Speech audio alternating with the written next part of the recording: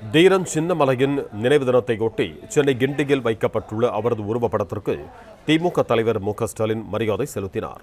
கூடுதல் விவரங்களோடு இணைகிறார் எமது செய்தியாளர் மகேந்திரன். வணக்கம் மகேந்திரன், உங்களிடம் இருக்கும் தகவல்களை சொல்லுங்க. சுதந்திர போராட்ட வீரர் தீரன் சின்னமலையின் 221வது நினைவு தினம் இன்று கடைபிடிக்கப்பட்டு வருகிறது. தமிழ்நாடு முழுவதும் பல்வேறு இடங்களில் தீரன் சின்னமலையின் நினைவு தினத்தை ஒட்டி பல்வேறு அரசியல் கட்சி தலைவர்கள் அவரது நினைவை போற்றும் வகையில் அவருக்கு மரியாதை செலுத்தி வருகிறார்கள். அந்த வகையில் சென்னை கிண்டியில் இருக்கக்கூடிய அவரது சிலையின் கீழ் அலங்கரித்து வைக்கப்பட்டிருக்கக்கூடிய தீரன் சின்னமலையின் உருவப்படத்திற்கு திமுக தலைவர் மு.க.ஸ்டாலின் சற்று முன்னதாக மலர் தூவி மரியாதை செலுத்தி இருக்கிறார்.